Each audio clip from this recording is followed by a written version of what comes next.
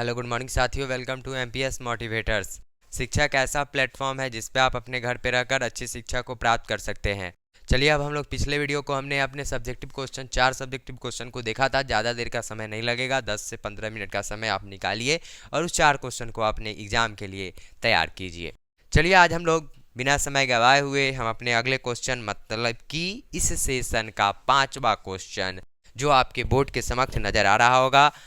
देखिए, रासायनिक समीकरण को संतुलित करना क्यों आवश्यक है। ठीक है, तो यदि आप मेरे इस चैनल पे नए हो तो इस चैनल को लाइक, शेयर एंड सब्सक्राइब कर दीजिए। चलिए देखते हैं। तो देखिए, रासायनिक समीकरण को संतुलित क्यों करना जरूरी है, यही पढ़ना है। क्वेश्चन के माध्यम से यही एग्जाम में क्वेश्चन किया था कि जो आप ये समीकरण को आप कहीं कहीं 2 लगा दे रहे हैं, कहीं 3 लगा दे रहे हैं, ये क्यों लगा रहे हैं, इसका कोई रीजन तो होगा। तो आया एक नियम जिस नियम का नाम था द्रव्यमान संरक्षण नियम। नाम क्या था, बोलिए? द्रव्यमान संरक्षण नियम। देखिए, सिंपली वे में जब रासायनिक समीकरण संतुलित नहीं थे तो द्रव्यमान संरक्षण नियम ने कहा कि यदि आप समीकरण को क्या कर लीजिए, संतुलित कर लीजिए, और समीकरण को संतुलित करने के बाद देखिए उसका द्रव्यमान, देखिए कि अभिकारक का द्रव्यमान प्रतिफल के द्रव्यमान के क्या हो जाते हैं, बराबर हो जाते हैं।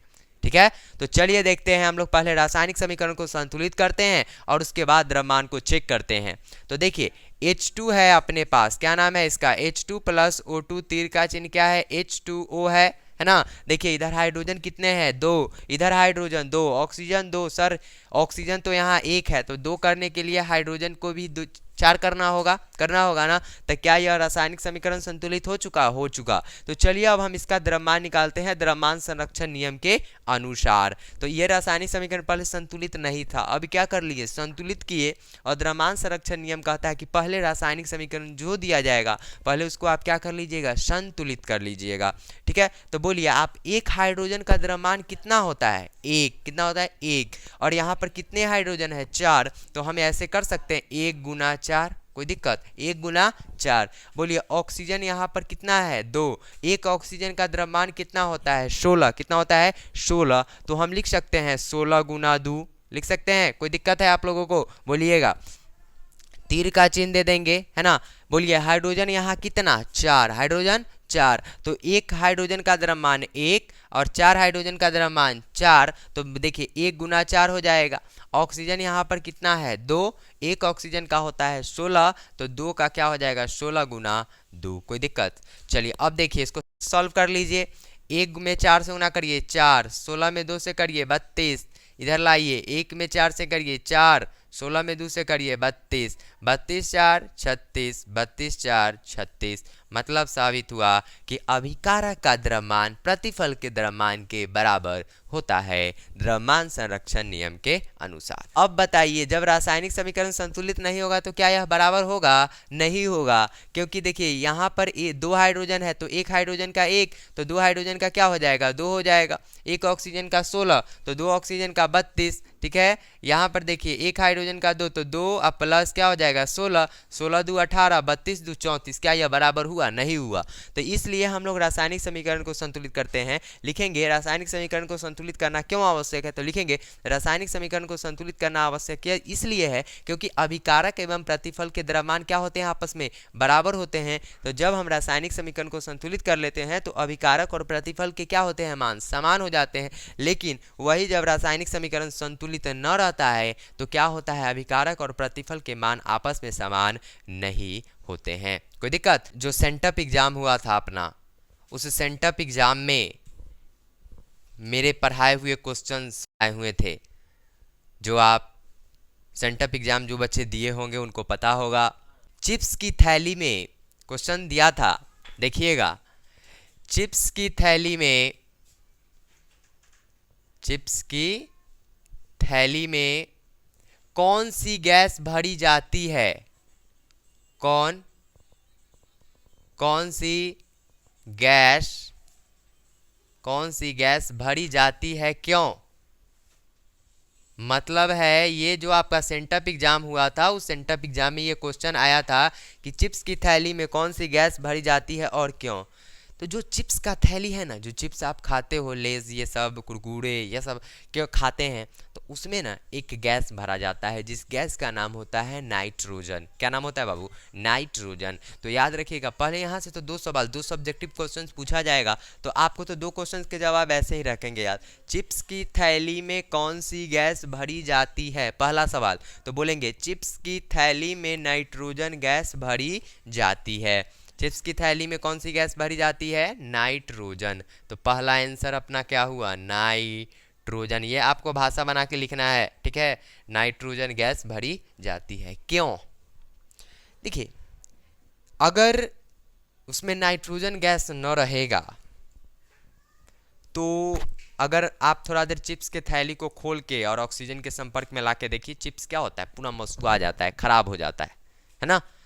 तो याद रखिएगा कि उसको हम लोग क्या करने से रोक लेते हैं, उसको ना ऑक्सीकरण अभिक्रिया, मतलब ऑक्सीजन से संयोग क्या कर देते हैं? रोक देते हैं, ठीक है। ऑक्सीजन से संयोग क्या कर देते हैं? रोक देते हैं। तो लिख दीजिएगा कि चिप्स की थैली में कौन सी गैस भरी जाती है? तो चिप्स की थैली में नाइट्रोजन गैस भरी जाती है। और क्यों? तो हम लोग इसके क्या करते हैं? ऑक्सीजन से रोकते हैं। किसे रोकते हैं? ऑक्सीजन से रोकते हैं। यदि वह ऑक्सीजन से, ऑक्सीकरण अभिक्रिया आपको पता है ना कि ऑक्सीजन क्या होते हैं, उसमें जुड़ते हैं, तो वह ऑक्सीजन से जुड़ जाएगा तो क्या हो जाएगा? खराब हो जाएगा। क्या खराब होगा कि नहीं होगा? खराब हो जाएगा।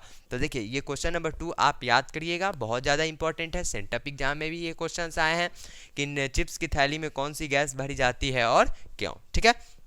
जो अभी हम क्वेश्चन अभी लिखने जा रहे हैं वह क्वेश्चन बहुत ज़्यादा इंपॉर्टेंट होगा बिहार बोर्ड एग्जाम के लिए, क्योंकि ये भी सेंटअप एग्जाम में क्वेश्चन आया था। क्या दिया था? पीएच क्या है, पीएच स्केल क्या है, पीएच स्केल क्या है, और पीएच स्केल के दैनिक जीवन में क्या महत्व है, क्वेश्चन था।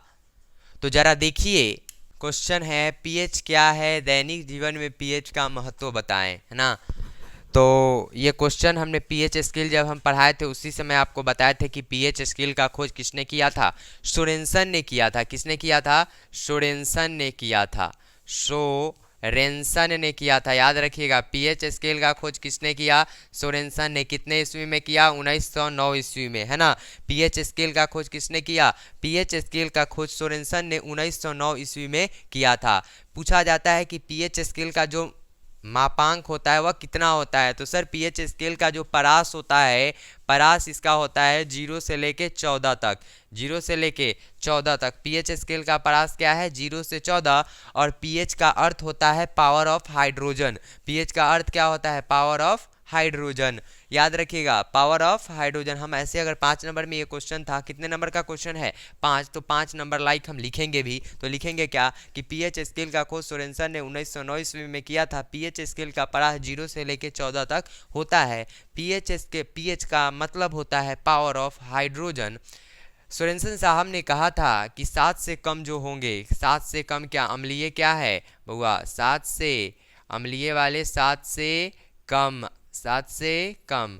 क्षारीय वाले 7 से अधिक, क्षारीय वाले 7 से अधिक। और जो अपने का 7 हो जाएगा, क्या हो जाएगा? 7, उसको हम लोग क्या कहते हैं? उदासीन, जैसे जल, है ना। जिस चीज का पीएच मान 7 होता है उसे हम लोग क्या कहते हैं? उदासीन कहते हैं। तो देखिए, पीएच स्केल का खोज सोरेनसन ने 1909 ईस्वी में किया था। पीएच स्केल का परास 0 से लेकर 14 तक होता है। पीएच का अर्थ होता है पावर ऑफ हाइड्रोजन। सोरेनसन साहब ने कहा था जब पीएच स्केल में 7 से कम होते हैं उसे हम लोग अम्लीय श्रेणी में रखते हैं, 7 से अधिक होते हैं उसे हम लोग क्षारीय श्रेणी में रखते हैं, और जिस चीज़ का पीएच मान 7 हो जाता है वह उदासीन की श्रेणी में आ जाता है। पीएच क्या है? ये आंसर हुआ, ठीक है। अब हम लोग सीखने जा रहे हैं दैनिक जीवन में पीएच का महत्व।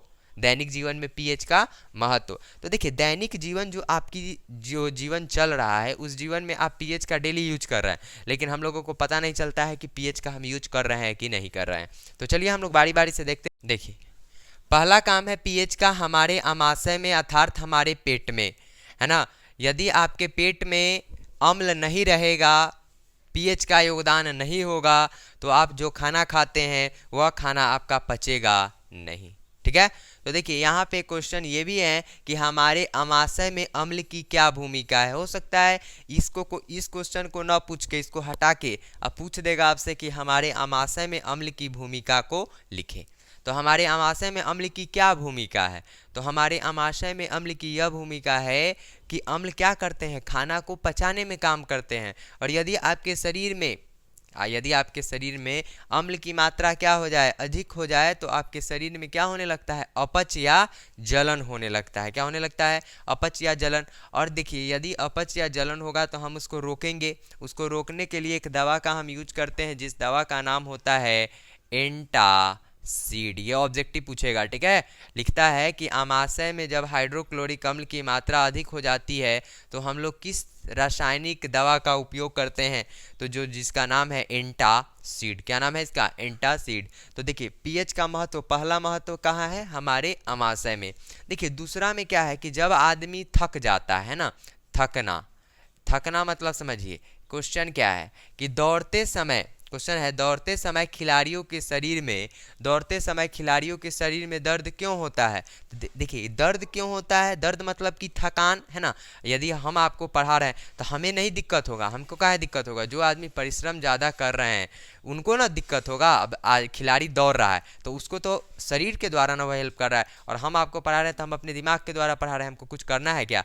डायरेक्ट यहाँ खड़ा है, उतना देर से तो खड़ा ही है, और उसके बाद आपको पढ़ा रहे हैं, तो इसमें क्या है, दिमाग चल रहा है। लेकिन जब कोई आदमी दौड़ता है, जब कोई आदमी खेत में मजदूरी करता है तो वह अपने शरीर का उपयोग करता है। उसको जब शरीर में दर्द होता है तो क्यों होता है, ये क्वेश्चन है। तो ये इसमें भी पीएच का महत्व है कि जब वह दौड़ता हुआ खिलाड़ी जब दौड़ लेता है तो उसके शरीर में लैक्टिक अम्ल बनता है। कौन सा अम्ल बनता है? लैक्टिक अम्ल, याद रखिएगा, लैक्टिक अम्ल बनता है। कौन सा अम्ल बनता है? लैक्टिक अम्ल। और जब आपके अमाशय होते हैं उसमें कौन सा अम्ल बनता है? तो HCl अम्ल बनता है, जिसको आप कहते हैं हाइड्रोक्लोरिक अम्ल। तो जो लैक्टिक अम्ल है यह शरीर में दर्द या करापन ला देता है, ठीक है। तो लिखेंगे कि दौड़ते समय खिलाड़ियों के शरीर में दर्द इसलिए होता है क्योंकि उसके शरीर में लैक्टिक अम्ल बनने लगता है। लैक्टिक अम्ल वह अम्ल है जो शरीर में दर्द या करापन ला देता है, ठीक है। तो अब आपके शरीर में दर्द क्यों हो रहा है पता चल जाएगा। इसलिए पता चलेगा कि आप जान गए, पढ़ लिए कि हम अगर दौड़ते हैं, हमें जब थकान होती है तो हमारे शरीर में कौन सा अम्ल, लैक्टिक अम्ल बनने लगता है, ठीक है। जिससे क्या होती है, ऑक्सीजन की आपूर्ति कम हो जाती है, आदमी हांफने लगता है ना। हांफना मतलब कि ऑक्सीजन की आपूर्ति की कमी। यदि न हांफ है आदमी ये दौड़ रहा है तो वो हाँफ रहा है, इसका मतलब क्या समझ रहे हैं कि उसको ऑक्सीजन कम मिल रहा है। अगर वो रुक गया, धीरे धीरे रिलैक्स हो गया, इसका मतलब कि अब ऑक्सीजन उसको मिल रहा है सही से। समझ में आ रहा है? तो देखिए, तो ये दो क्वेश्चंस हैं। पीएच क्या है, पीएच के दैनिक जीवन में महत्व, आप इसको अगर अच्छे से सटीक भाषा में लिखते हैं, हम आपको बता दिए हैं। और आप मेरे थ्योरी क्लास को अभी देखे हैं, अगर आप उसको समझ जाए और उसको यदि आप अपने भाषा में लिखें तो और अच्छा होगा, क्योंकि एग्जाम में ही लिखा रहता है कि बच्चे अपने क्या है, अपने ही शब्दों में क्या करें, उत्तर दे, ठीक है। तो फिर हम लोग नेक्स्ट वीडियो में और इम्पॉर्टेंट ऑब्जेक्टिव के साथ हम मिलेंगे। किसके साथ मिलेंगे? ऑब्जेक्टिव के साथ, क्योंकि सब्जेक्टिव हमारा 2 वीडियो हो चुका, जिसमें पहला वीडियो में हमने 4 क्वेश्चन को देखा, इसमें हमने 2 देखा सब्जेक्टिव, 4 2 6 और एक 5 नंबर का क्वेश्चन देखा। कितना हुआ? 7 क्वेश्चन 2 वीडियो, मीन्स क्या कि 20 से 25 मिनट निकालिए और दोनों वीडियो को मेरे देखिए। कोई दिक्कत? तो फिर हम लोग नेक्स्ट वीडियो में नए टॉपिक के साथ मिलते हैं। इसके लिए धन्यवाद।